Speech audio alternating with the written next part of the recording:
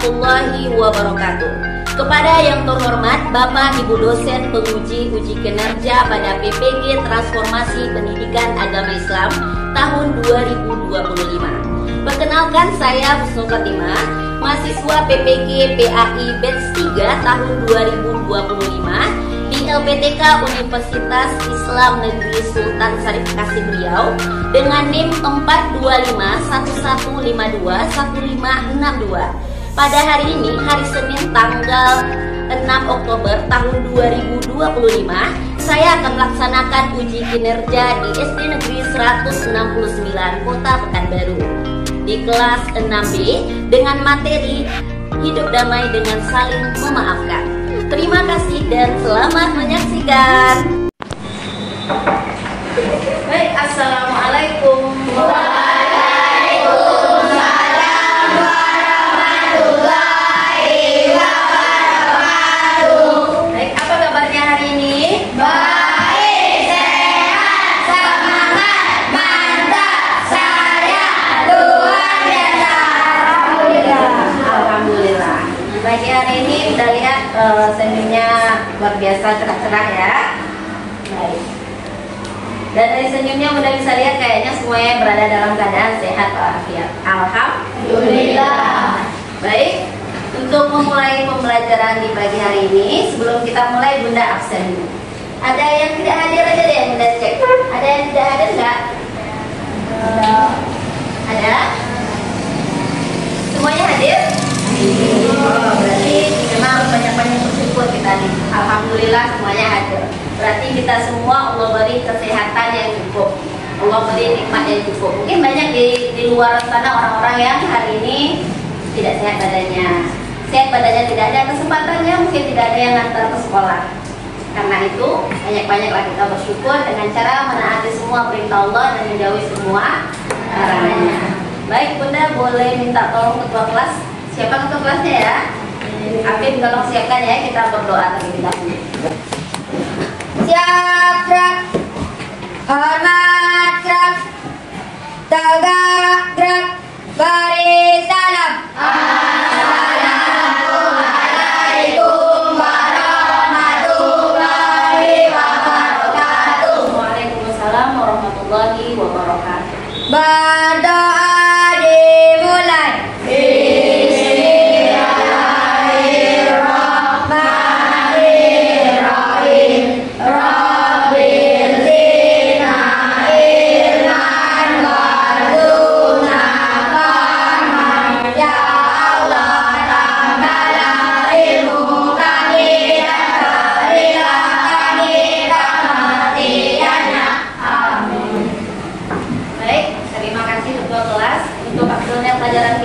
Kita mulai dengan murojaah surah Al-Duha 1, 2, 3. Bismillahirrahmanirrahim. Wadduha wallaili idza saja. Ma wadda'aka rabbuka wa ma qala. Walal akhiratu khairul laka minal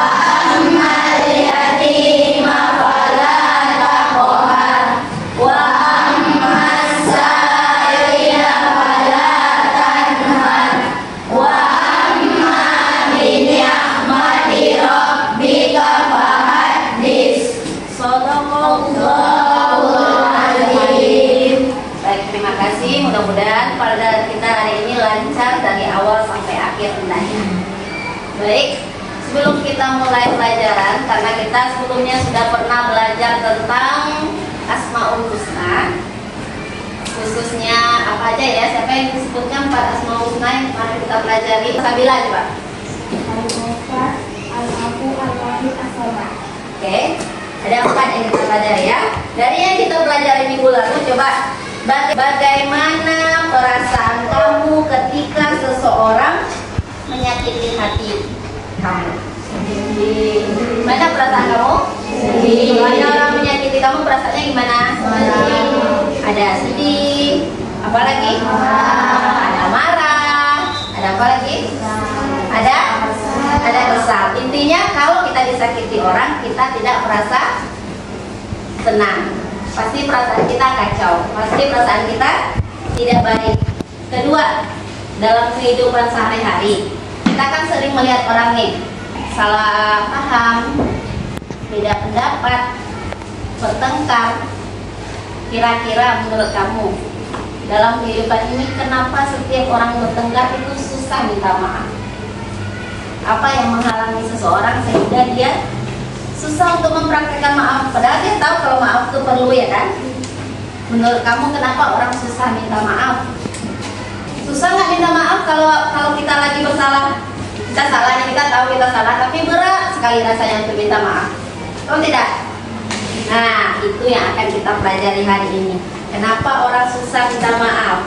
Kemudian, mengapa Islam lebih menekankan kita untuk memaafkan ketimbang kita harus minta maaf? Ada yang tahu nggak kira-kira?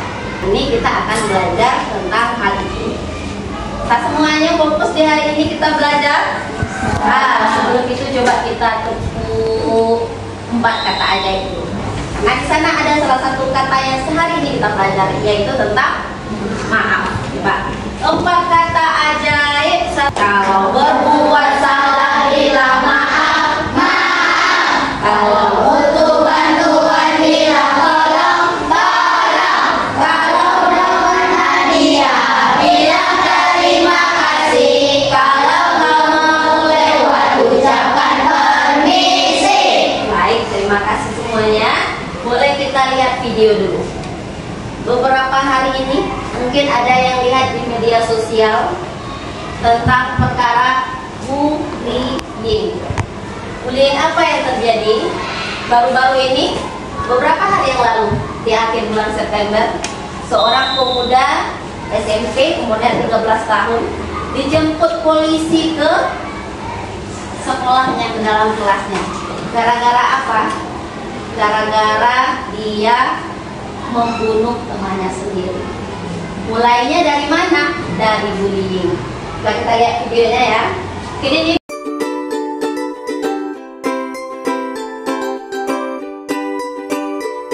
sekian aja. Apa yang terjadi di video ini sebenarnya? Kamu nampak ada orang masuk terus menikam kawannya. Kenapa dia sampai menikam kawannya? Ternyata yang menikam ini, selama dia berada di sekolah, dia sering dibully oleh orang yang dia tikam tadi. Dia sering dibully, tapi dia diam aja. Dibully lagi, dia diam aja. Dibully lagi, dia diam aja. Sampai suatu hari yang tukang bulinya datang ke kelas dia, nantangin. Kalau kau bangga berantem kita yuk. Kira kalau bahasa orang Pekanbarunya ya. Kalau berani yuk kita berantem yuk gitu. Karena merasa ditantang berantem itu, karena dia sudah lama menahan sakit hatinya, luka jiwanya, tersiksa batinnya. Maka di hari itu ketika ditantangi, pas di mejanya itu dia lagi bawa gunting untuk pelajaran yang lain, untuk keperluan pembelajaran. Saking marahnya dia di hari itu, hilang akal. Jadi diambilnya lah gunting itu, datang dia ke kelas orang yang nantangin dia, yang selama ini membuli dia. Dan dalam keadaan tidak sadar itu dia, dalam keadaan emosi, dia menikam kawannya, kedua sampai meninggal di tempat itu. Nah, itu adalah bukti bahwa ternyata menyakiti orang itu, kalau kita tidak meminta maaf kepada orang itu, maka efeknya bisa kembali kepada kita, bahkan jauh lebih parah, kan? Jauh lebih parah. Mungkin ini cuma menyakiti dengan mulut, mungkin cuma nantangin, mungkin cuma sekali-sekali nyentil, tapi balasannya ternyata dengan nyawa. Siapa yang bisa membayangkan hal seperti itu? Makanya hari ini kita akan belajar tentang bagaimana Islam menanggapi hal ini, bagaimana Islam menyelesaikan perkara-perkara ini supaya tidak terjadi hal-hal seperti tadi. Baiklah, hari ini kita akan belajar tentang hidup damai dengan saling memaafkan. Di sini kita akan mengenal bagaimana agama Islam ini mendidik kita, mengajarkan kita supaya hal-hal seperti tadi tidak terjadi. Hari ini kita masuk ke bab 3, yaitu hidup damai dengan saling memaafkan. Saling memaafkan berarti dua-duanya memaafkan, bukan cuma satu aja yang menghapus dendam, menghilangkan luka di dalam hatinya, tapi dua-duanya. Kenapa? Karena setiap masalah yang terjadi pasti dari dua belah pihak, tidak mungkin satu saja. Mungkin yang satu memancing, yang satu terpancing. Pada intinya dua-duanya punya kontribusi kesalahan, sehingga kita belajarnya harus saling memaafkan, bukan satu aja memaafkan. Kalau satu aja yang lupa dengan kejahatannya, yang lain masih tersakiti, berarti belum selesai. Baik. Pertama-tama Bunda perkenalkan dulu apa itu arti maaf dan memaafkan. Maaf artinya yaitu kita menghapus kesalahan orang lain. Ada orang salah ke kita, kita maafkan. Artinya kita hapus kesalahannya dari hati kita, dari pikiran kita, sehingga lupa, kita nggak ada lagi kesalahannya, nggak ada lagi kesalahan orang itu. Kalau masih ingat-ingat juga, suatu hari masih disebut-sebut, berarti kita belum memaafkan. Kalau memaafkan itu tidak ada lagi rasa marah, tidak ada lagi dendam, tidak ada lagi itu yang namanya aku maafkan tapi aku ingat. Kalau masih ingat berarti kita belum memaafkan. Allah Subhanahu wa Ta'ala berfirman dalam surah Al-Baqarah ayat 263. Siapa yang bisa baca ke depan, coba angkat tangan. Halisa, coba maju ke depan, baca yang keras ya. Surah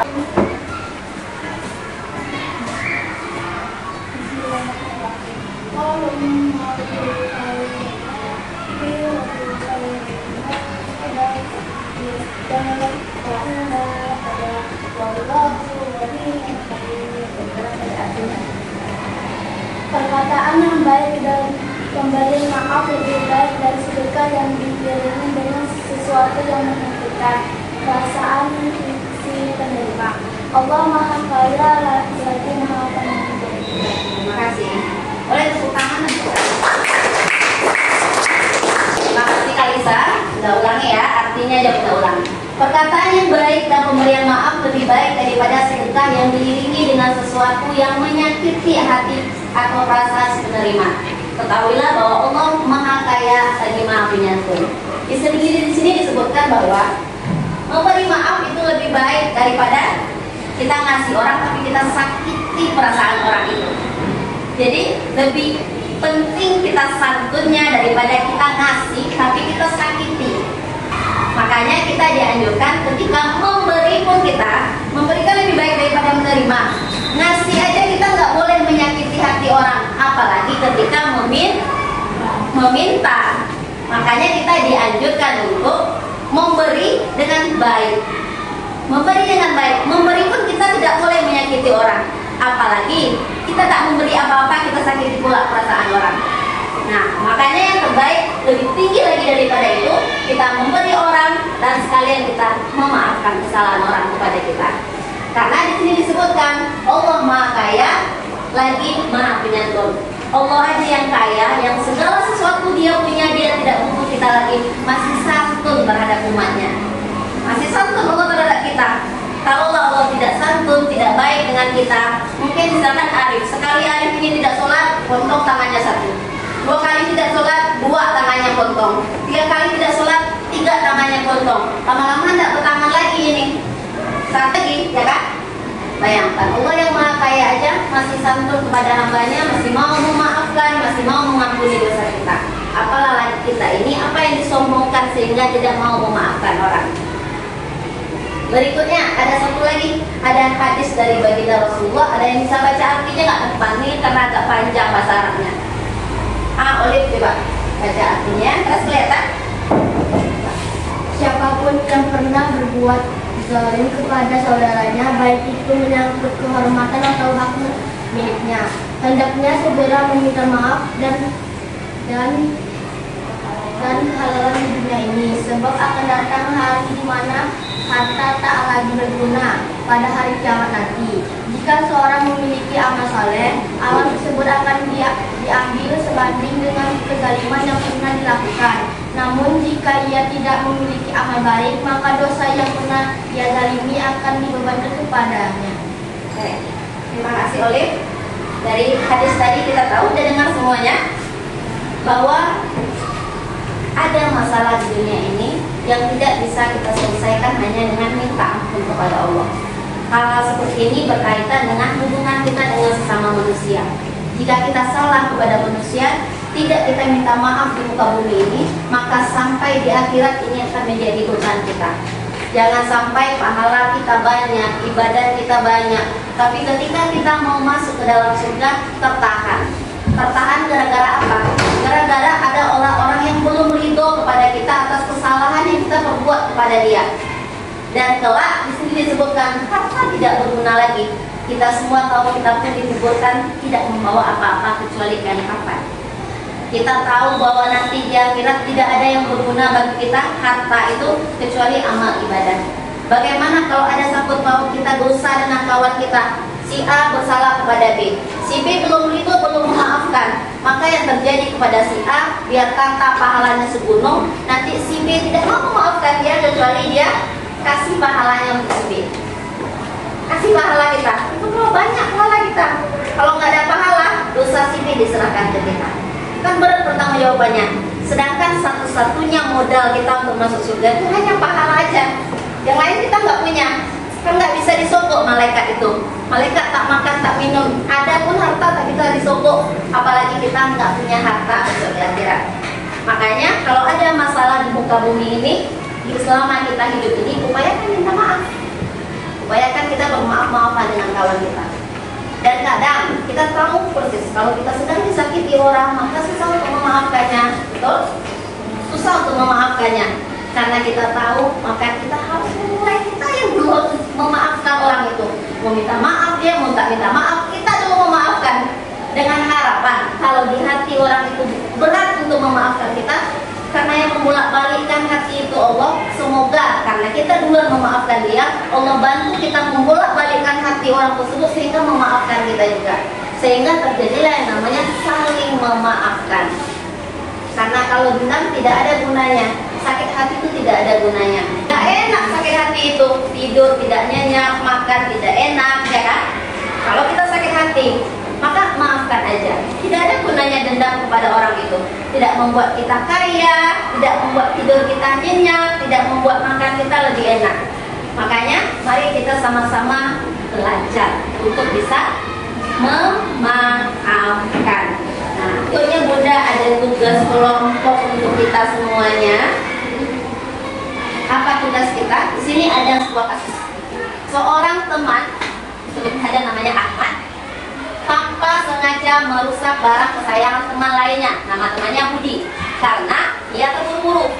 Ahmad bingung harus berbuat apa karena Budi terlihat sangat marah dan menjauhi Ahmad. Bagaimana solusi terbaik agar mereka bisa berdamai dan hubungannya kembali harmonis? Ada nih, si Ahmad nggak sengaja merusak barangnya Budi dan ada lagi buru-buru. Budi ini kelihatannya marah dan setelah itu nggak mau berteman lagi dengan Ahmad, menjauh gitu kelihatannya. Nah, apa yang harus dilakukan supaya mereka berbaikan lagi? Tapi Bunda maunya solusinya ini kalian diskusikan di kelompok kalian, lalu ditampilkan seperti sebuah drama pendek, ada dialog. Jadi nanti masing-masing kelompok boleh tampil berdua, boleh tampil bertiga ke depan. Peragakan di depan bagaimana seharusnya solusi untuk masalah mereka ini agar kembali berbaikan, agar bisa bermaaf-maafan.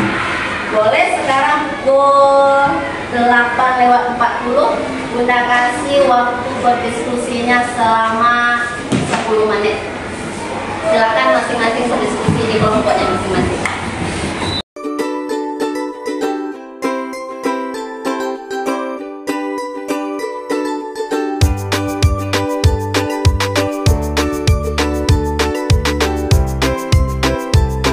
Terima kasih untuk semuanya. Sekali lagi boleh kita tepuk tangan untuk kita semua.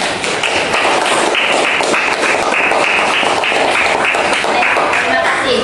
Dari penampilan tampilan tadi dari hasil diskusi masing-masing. Alhamdulillah mudah-mudahan udah bagus semuanya teksnya. Udah ketemu solusi untuk permasalahan antara Budi dan Ahmad tadi. Ada yang berdasarkan ayat, ada yang berdasarkan hadis, ada yang karena meneladani Rasulullah, ada yang karena menaati perintah Allah. Nah, hasil diskusi kita tadi, kenapa sih Bunda suruh menyelesaikan masalah ini, bikin dramanya berdiskusi antar kelompok?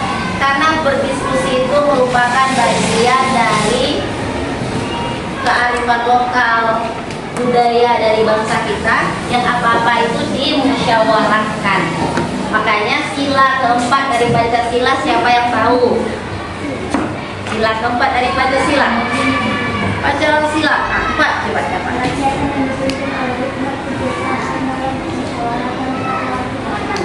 Sebenarnya Fani ya, coba kasih tepuk tangan untuk Fani. Sila yang keempat itu menggambarkan budaya bangsa kita. Makanya apa-apa yang terjadi di tempat kita selesaikan dengan bermusyawarah. Karena dengan bermusyawarah pasti hasilnya akan lebih baik. Bukankah dua tangan lebih baik daripada satu tangan, kan? Dua tangan lebih baik daripada satu tangan. Coba kamu angkat kursi ini, kalau satu tangannya nggak terangkat, kalau dua terangkat. Artinya semakin banyak orang yang terlibat untuk mencari solusi, insya Allah solusi yang kita dapatkan itu lebih cepat dan lebih baik solusinya. Baik, terima kasih ya. Dan dari yang tadi itu menurut kamu, coba adanya kelompok 3. Menurut kelompok 3, drama yang ditampilkan oleh kelompok 2 tadi, apakah itu sudah nampak kalau Ahmad itu ada jiwa kesatria yang mau mengambil kesalahannya? Ada? Kalau Budinya sudah nampak belum kebesaran hatinya untuk mau memaafkan? Sudah ada. Berarti sudah bagus menurut kelompok 3 dengan kelompok 2.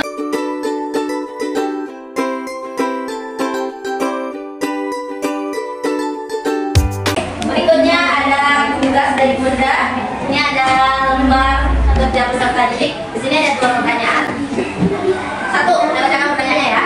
Dalam surah Al-Baqarah yang kita baca pertama tadi ayat 263 menyatakan maaf lebih baik daripada sedekah yang diiringi tindakan menyakiti. Mengapa pemberian maaf memiliki nilai yang lebih tinggi daripada sedekah harta? Menurut kamu nanti. Jelaskan analisis kamu. Analisis itu artinya kenapa sih seperti itu? Kamu tulis jawabannya nanti di lembar kerja kamu. Kedua, ada soal tuliskan 3 adab menyatakan penyesalan yang menunjukkan seseorang memiliki jiwa kesatria, bukan pengecut. Dari drama-drama yang 4 macam tadi, coba kamu temukan ketika kita mengaku kesalahan kita, harusnya bagaimana sikap kita? Kamu sebutkan minimal 3 ya. Jangan lupa nanti di lembar kerja peserta didiknya tuliskan nama, tuliskan kelas. Bunda kasih waktunya untuk menjawabnya selama 10 menit. Silakan jawabnya berapa orang?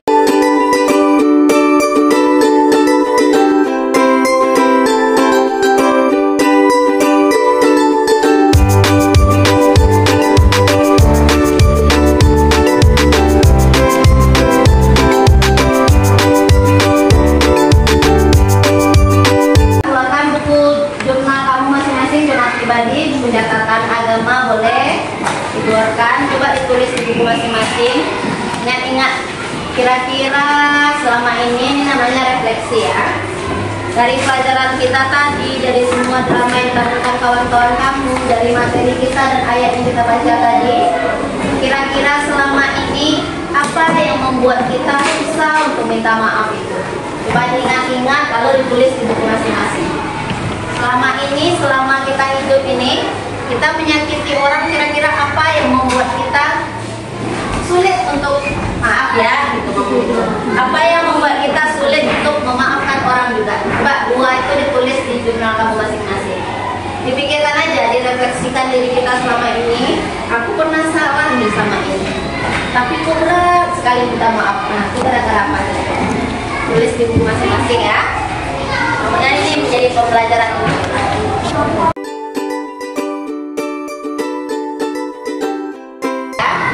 Baik, boleh ditutup kembali bukunya, simpan masing-masing. Kenapa itu tidak Bunda lihat? Karena itu refleksi itu untuk diri kita sendiri. Itu bahan pelajaran untuk kita.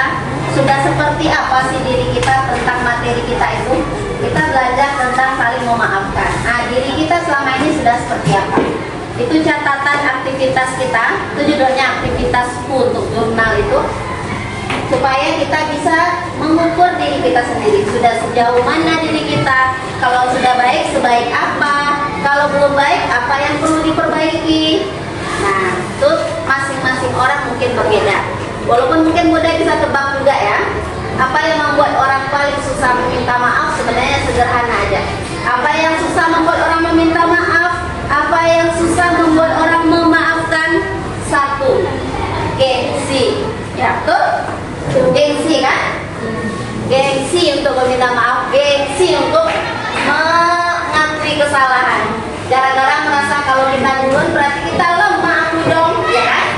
Sebenarnya bukan lemah kita ya kalau meminta maaf duluan. Artinya kita kesatria, lebih hebat kita. Karena sebenarnya apalagi dengan teman dekat kita bertengkar, dua-duanya berat itu untuk memulai pembicaraan. Jadi sebenarnya orang yang duluan memaafkan itu bukan orang yang gengsinya lebih rendah, tetapi orang yang lebih hebat dalam mengendalikan emosinya. Tahu dia, rasa dia tuh bisa dibunuhnya, bisa didiamkannya. Macam orang marah, bukan yang paling kuat pukulannya ketika marah yang paling hebat, tapi yang paling bisa mengontrol dirinya walaupun marah, tapi dia bisa bersikap biasa saja. Begitu juga bagaimana orang meminta maaf itu bukan masalah gengsi. Bukan kalau gengsi, kalau kita duluan berarti kita lebih lemah, bukan.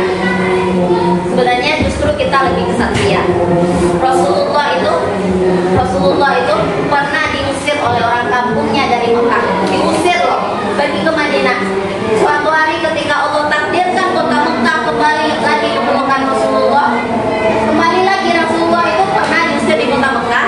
Lalu kemudian ketika datang dengan rombongan besar dari Madinah, kota Mekah itu kembali takluk, kembali berada di bawah kekuasaan Rasulullah dalam peristiwa Batu Mekah. Apa yang Rasulullah lakukan? Tidak membalas dendam. Kata Rasulullah ketika masuk di kota Mekah apa? Tidak boleh ada pertumpahan darah. Tidak boleh orang Mekah itu disakiti kalau dia sudah minta perlindungan. Jangankan orang Mekahnya, pohon yang ada di kota Mekahnya aja tidak boleh sembarangan ditebang, apalagi manusianya sembarangan disakiti. Begitulah Rasulullah memaafkan orang padahal orang itu sudah mengusir dia dulu. Kita kalau diusir orang, pas kita yang berkuasa kita usir juga kan? Nah, itu Rasulullah mencontohkan kepada kita. Mudah-mudahan kita juga bisa meneladaninya dalam kehidupan sehari-hari. Amin ya Rabbal. Termasuk juga Allah menjanjikan pahala yang besar bagi orang yang mau memaafkan. Selain keselamatan besok di akhirat, maka mari kita berlomba-lomba untuk saling memaafkan. Nah, boleh kita tepuk semangat ya. Sesemangat apa kita mau memulai hari memaafkan orang lain? Coba ya, semangat semuanya bisa? Tepuk semangat.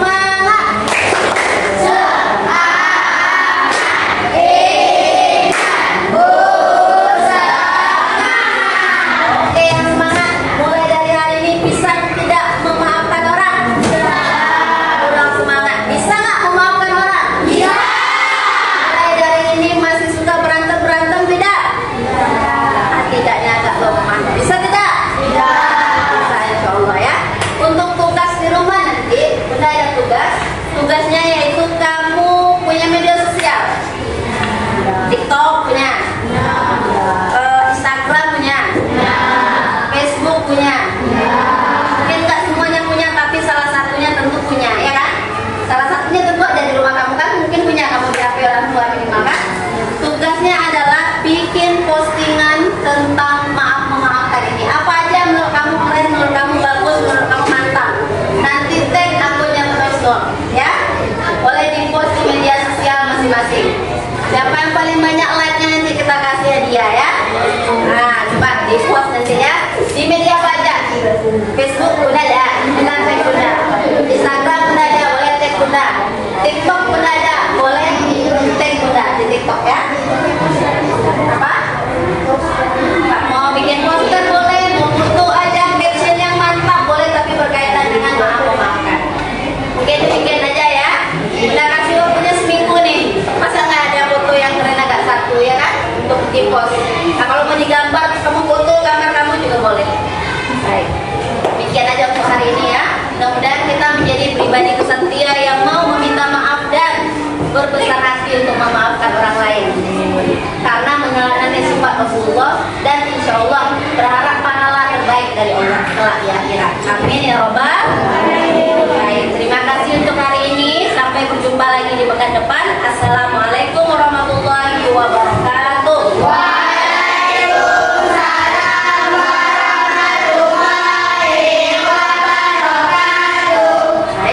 untuk pembelajaran hari ini semuanya boleh istirahat.